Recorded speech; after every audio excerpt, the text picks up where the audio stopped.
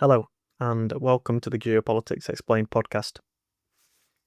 Last episode, I discussed Trump's domestic crackdown as he seeks to tackle, quote, the enemy within, the United States. His aim seems to be a pursuit to remove any political opponents at home.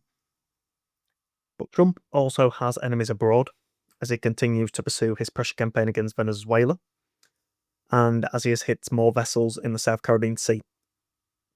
Colombian President Petro has since claimed that one of the vessels that was hit was actually Colombian, and that this vessel contained Colombian citizens. On the flip side of this aggression, in the Middle East, we are seeing Trump in the pursuit of peace. Trump last week presented a 20-point Gaza plan that seems to be a last-ditch effort to get all sides to agree, at least in some areas. We're also seeing other dramatic changes occur in the Middle East.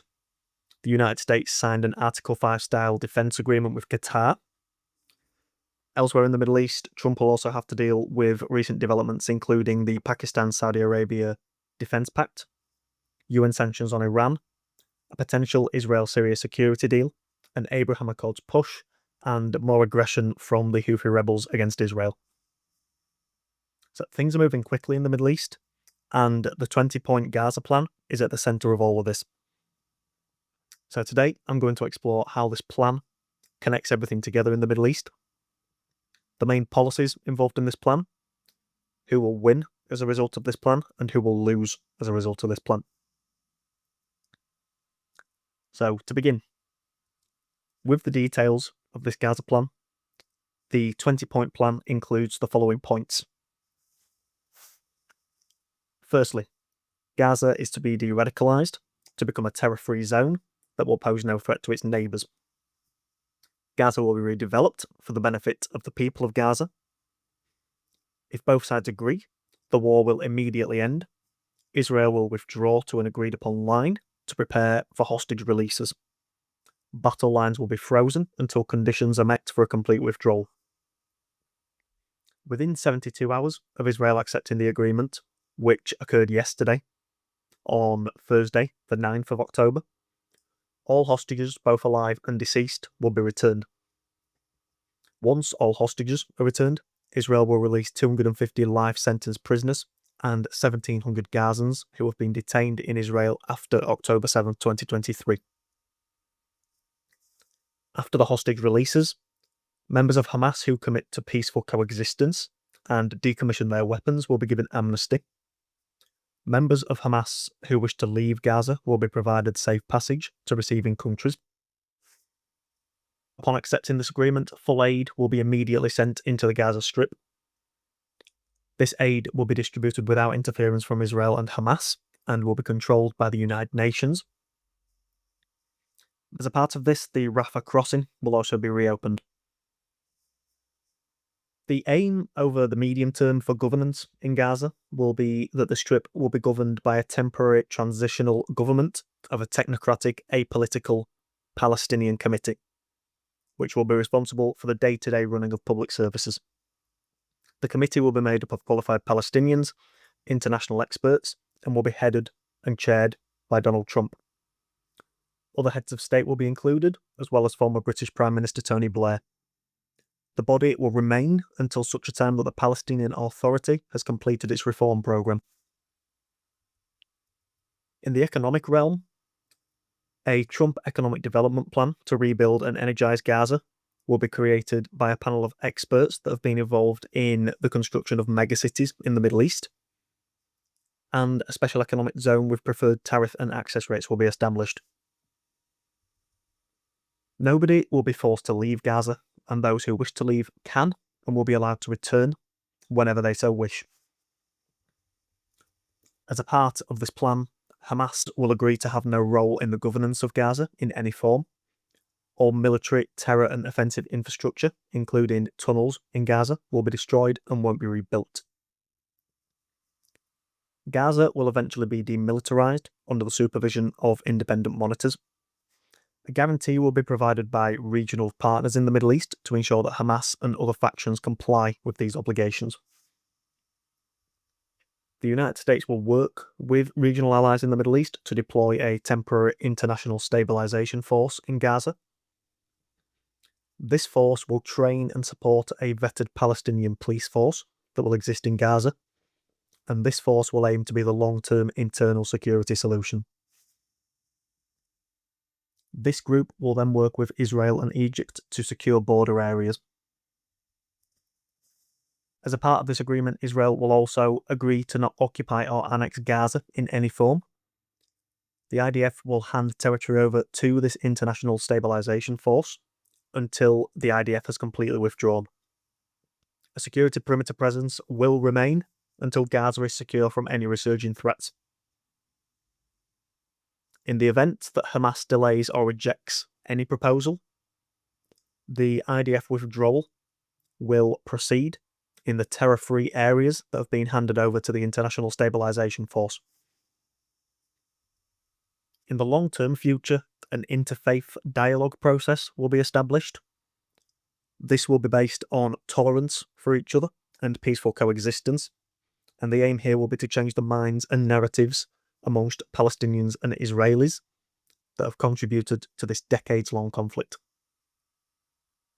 In the long term, while Gaza redevelopment advances, when the Palestinian Authority reform program concludes, the conditions could well be in place for Palestinian self-determination and statehood, which the 20-point Gaza Plan ultimately recognises as the aspiration of the Palestinian people. Now, this is a lot of information. On paper, it sounds incredibly promising.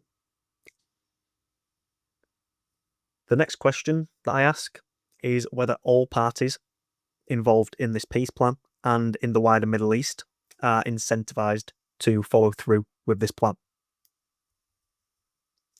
I'm going to go through this actor by actor, starting with the United States. Now, Trump benefits from this plan if it's successful, because his narrative of pursuing global peace will gain a big piece of supporting evidence if peace holds in Gaza. It's also Trump's aim to expand the Abraham Accords, with his biggest target being Saudi Arabia. Now, Saudi Arabia has placed a condition on its potential membership in the Abraham Accords, and that condition is Palestinian statehood. So we could still be a while off this, but I believe that's why, as a part of the 20-point Gaza plan, the point on Palestinian self-determination and statehood has been included. I believe this to show the Saudis that the United States is serious about this as a potential pursuit and is serious about having Saudi Arabia in the Abraham Accords. In the last few months, the Trump administration has actively been pursuing an expansion of the Abraham Accords for other nations. US Special Envoy Steve Witkoff has suggested up to 6 nations could join the Accords, including Libya, Azerbaijan, and Armenia. This is despite Azerbaijan and Armenia already having diplomatic relations with Israel, but their inclusion in the Abraham Accords was also meant to aid and facilitate a potential peace deal between Azerbaijan and Armenia. Azerbaijan has also reportedly contacted Kazakhstan to gauge their interest in joining the Accords. Trump benefits personally from this peace pursuit, as I've discussed, and the United States also benefits diplomatically. A further indirect benefit from peace in Gaza and the potential expansion of the Abraham Accords would be how this would isolate Iran. This long-term process in Gaza also will give the United States increased leverage in Middle East regional diplomacy, with the United States clearly heavily involved in this 20-point Gaza plan. Moving on to Israel now, and what this plan aims to deliver for Israel, if it is followed through upon, is security. This is seen with the point in the 20-point plan that seeks to demilitarize Gaza so that no threat can be launched against neighbours. This pursuit of security was proposed as one of Israel's aims in the aftermath of the October 7th attack by Hamas. So if this plan works, the security architecture in the Middle East will be one of the biggest gains for Israel. It's been questionable over the last few years if Hamas can be fully removed from its extensive tunnel network under Gaza through force alone. We've seen many Hamas leaders killed over the last few years, but with their hierarchical structure, others have just stepped into these roles. If we see Hamas leave the Gaza Strip voluntarily as a part of this plan, Israel will achieve something that, in reality, could have been very difficult to actually achieve. However, an issue here is the domestic politics within Israel, specifically the far right. The 20-point plan, as I've discussed, includes the recognition of a hope for a Palestinian state. Benjamin Netanyahu has reiterated that despite agreeing to this plan, he is opposed to a Palestinian state. We also see the far right in Netanyahu's coalition oppose a Palestinian state. This is important because Netanyahu's coalition is a very tight one. He only has a slight majority in Israeli parliament, and so if a policy ever emerges that the far right disagrees with, they threaten to withdraw from the coalition and to collapse government. As a result of these pursuits by the far right, Netanyahu's career is effectively in the hands of the Israeli far right. Now, we did see a cabinet meeting on Thursday, the 9th of October, and a government-wide meeting approve and ratify this Gaza 20-point plan. With the far right revealed to be on board with this plan, I question why. What will they potentially get in return for signing up to this plan? A point that crossed my mind as I was considering this is the West Bank. One of the leaders of one of the far-right parties in Israeli politics has stated that he wants 82% control over Judea and Samaria. The UAE, in response, stated that this would destroy the Abraham Accords, and the US has displayed condemnation for this plan. But it is notable that the West Bank doesn't feature anywhere in this specific Gaza plan. As a result, the status of the West Bank remains up in the air. Israel often pushes aggressive expansion projects in the West Bank, and it does this without repercussions. The fact that this isn't mentioned is a worrying aspect of this plan. Final reason why Israel could have been incentivized to take the deal at this time is the fact that Israel could be hurting from global attitudes towards the conflict in Gaza. We've recently seen Microsoft end Israeli intelligence support. We've seen Palestinian recognition gain more traction, and the Gaza flotilla was reportedly attacked by a drone, which led Turkey, Spain, and Italy to escort the vessels towards Israel. Nations, including the Italians, have demonstrated interest in sanctions against Israel in recent weeks, and Netanyahu has also admitted that economic isolation was hurting the Israelis. Since the 20-point peace plan has emerged, the Germans actually announced that they would rescind the weapons embargo that they had on Israel. So perhaps the stars have aligned for the Israelis with the timing in which this deal has emerged, and perhaps they needed a breather to recuperate and reset. This does put the long-term success of this plan up in the air, but for now, especially with hostage releases around the corner, this is a promising development for the Israelis. Moving on to Hamas now, and the biggest issue I'd note is that Hamas wants to negotiate some points further. The agreements that are in place are that the hostages will be released, but where Hamas wishes to negotiate is on the future of Gaza and the rights of Palestinians. Hamas did say that it will hand over administration of the Gaza Strip to a Palestinian body of independent technocrats. But what wasn't mentioned was that Hamas would agree to disarm, or that the group would play no future role in Gaza governance. If we look at incentives for Hamas, Why would they agree to give up power in Gaza? Potentially, if the survival of the group was threatened, they could well agree to this. But if the last 2 years have taught us anything, removing Hamas and its influence in the Gaza Strip is a difficult task. The political branch of Hamas also still exists, and the Israelis clearly have some qualms with this political branch, as we saw by the recent strikes on Doha. One reason why Hamas could have buckled and could have chosen to agree to this deal at this time is that the Turks and the Qataris did threaten Hamas with complete isolation if they didn't agree to this plan. So perhaps political pressure from other actors in the Middle East will see Hamas follow through. Trump has also said that if no agreement is reached, quote, all hell will break out against Hamas. If Hamas didn't agree to this deal, the US would have backed Israel to, quote, finish the job, destroying the threat of Hamas. As I've reiterated, the question is whether this is actually possible militarily. The point in this 20-point plan that will be interesting to see if it emerges when discussing Hamas is if the International Stabilisation Force does make it into any regions in Gaza, or if Hamas will aim to delay or outright reject the plan before this actually occurs.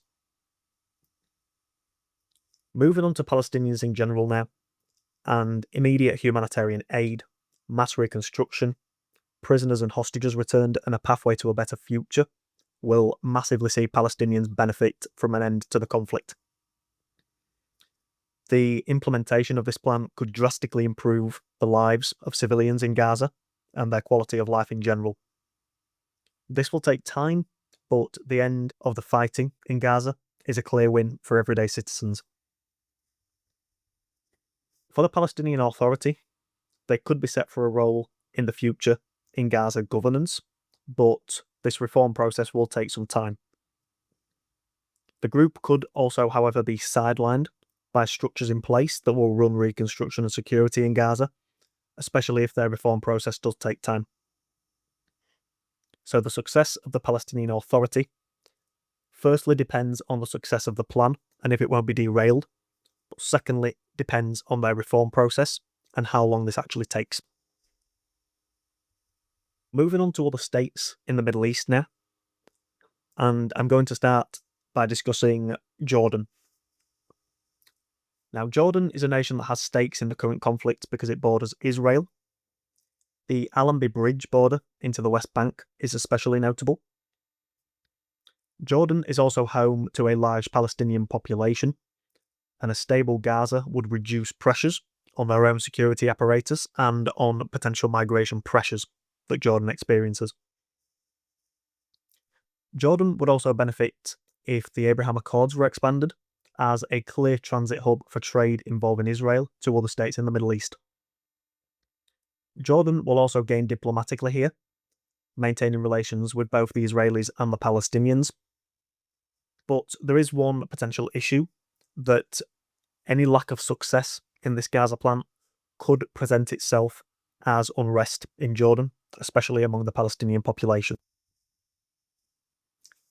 Moving on to Syria now, and back in August, Syrian President al-Sharaa stated that Syria wouldn't join the Abraham Accords because its tensions with Israel were different from those of other states. Yet, we have seen a potential security deal between Israel and Syria advance that could reduce border tensions.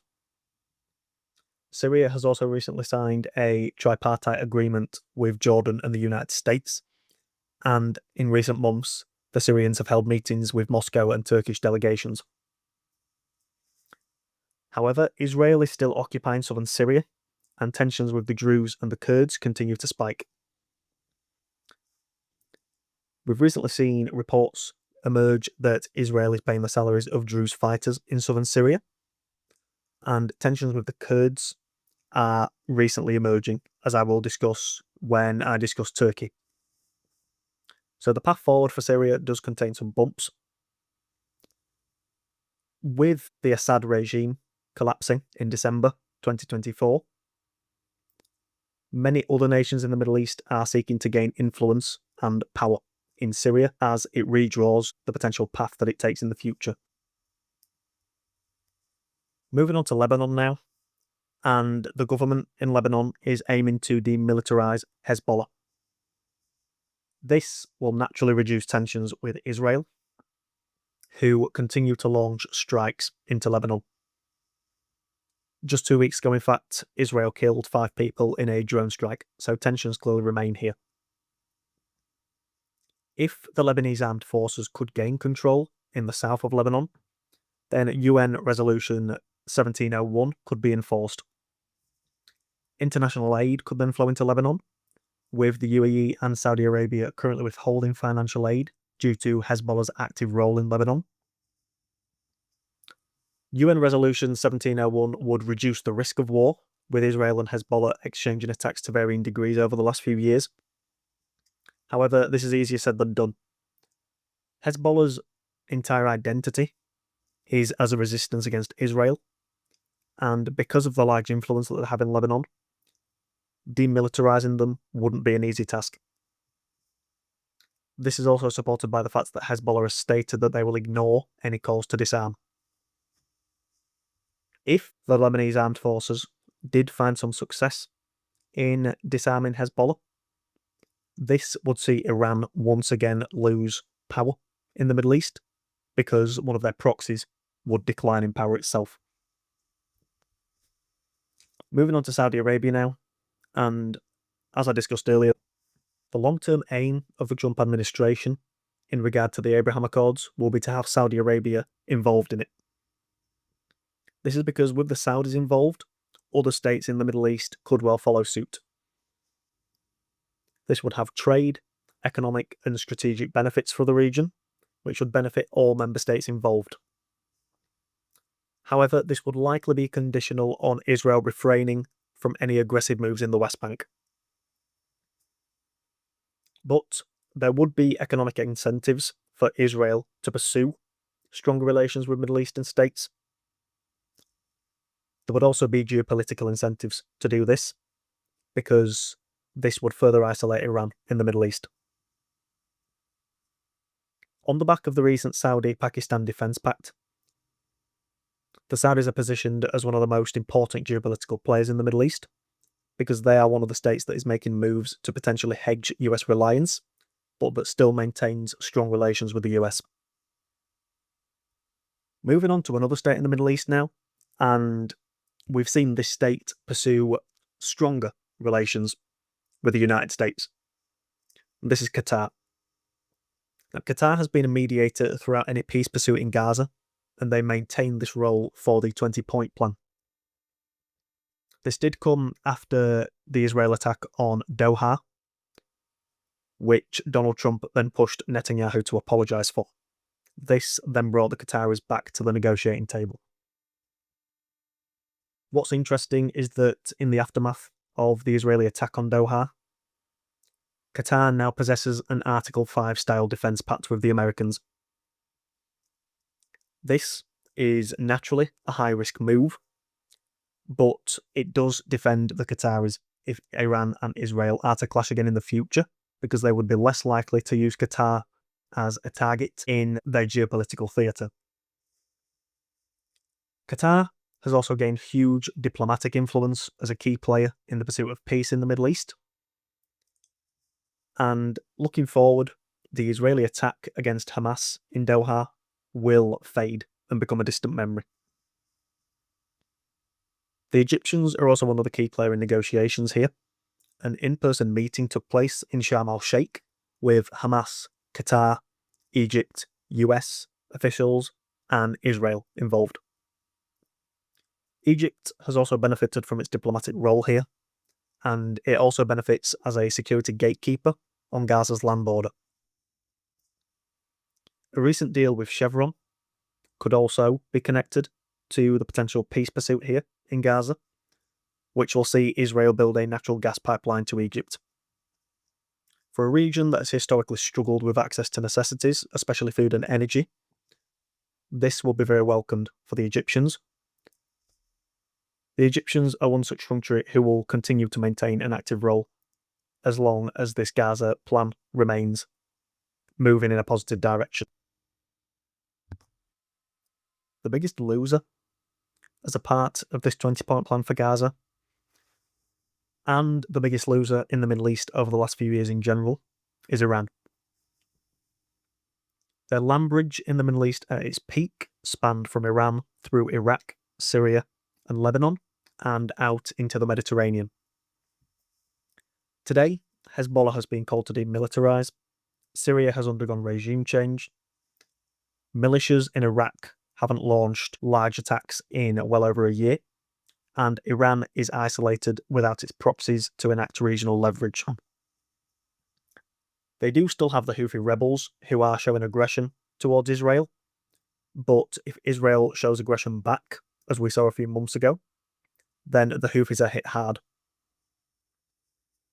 This year, the Houthis have attacked Ben Gurion Airport, they have hit a hotel in southern Israel, they've detained UN staff, and they continue to attack vessels in the Red Sea.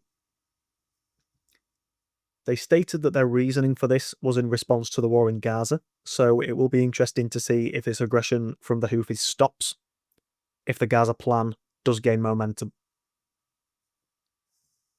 Coming back to Iran, and with Iran pressured by the UN snapback mechanism and recent sanctions, it's questionable if Iran's only option is to expand its nuclear industry to deter any future aggression against it.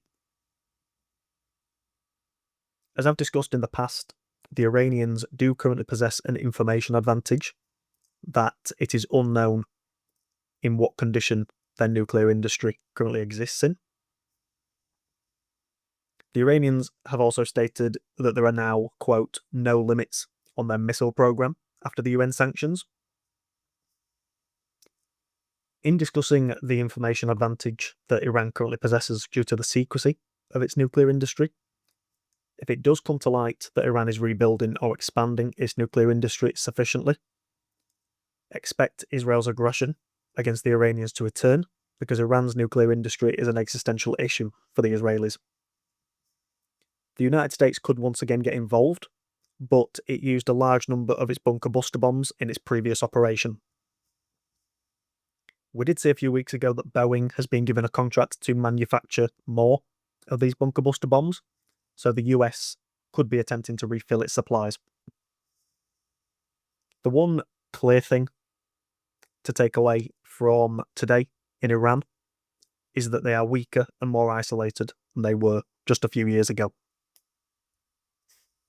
The final player that I want to discuss in today's episode, related to this Gaza 20-point plan, is Turkey.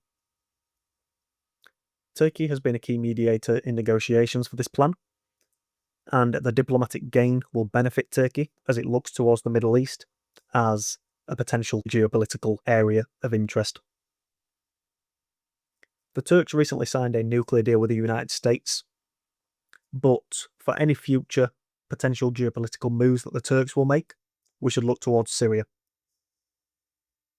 Erdogan has threatened an operation against the Syrian Kurds if integration fails, and Damascus has also ordered troops to prepare for a potential operation against the SDF.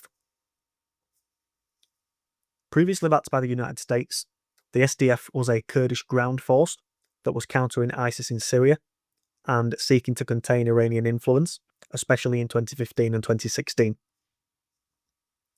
The US support for the SDF naturally put it at odds with the Turkish, who viewed the Kurdish elements in the SDF as an extension of the PKK. This is a designated terrorist group that attacked a defence company in Ankara back in October 2024. Today, we're seeing the United States reduce its footprint in Syria, and momentum exists in US policy for aligning more with Turkey's sensitivities towards Kurdish forces in Syria. Ultimately, the United States wants peace, so it doesn't have to use resources in Syria, and integration into the Syrian government apparatus for the SDF would make peace here more likely. Tensions in Syria do exist with the Kurds, and if a spike in tensions did occur, the Turkish would likely get involved. So that's all the players that I want to discuss in today's episode related to the Gaza Plan. The players in the Middle East, of course, have a wide range of issues to contend with in the region, but many of the nations above are incentivized to pursue the long-term future of this peace plan in Gaza. The plan is promising because of this aspect that it incentivizes many geopolitical actors in the region to pursue its long-term success. The world now watches to see if this plan can be followed through upon. Donald Trump is expected to fly to the Middle East on Sunday to conclude this agreement. For now, this plan does stand as a major diplomatic achievement, but its success won't be defined by the plan being presented. It will be defined by whether it holds or not. Hostages will be returned home, and the end of the conflict in Gaza will see the Palestinian people given hope for a better future. This peace could then be built upon across the wider Middle East. But peace is fragile in the Middle East, and it's a long process towards a lasting, sustained agreement. If this plan does succeed, then it could mark the beginning of a new era in the Middle East. But if peace falters, we could find ourselves back where we were a few weeks ago, with no end in sight in Gaza. We are living through critical days in determining the future of the Middle East, and it's vital to continue to monitor which way this Gaza plan will fall. Will this time break the trend of previous failed peace attempts? Or is this the same as countless times before that have seen the conflict resume? That's all for today. If you enjoyed this episode, why not leave a review on the podcast platform of your choice? I've been Dylan, and I'll talk to you next time.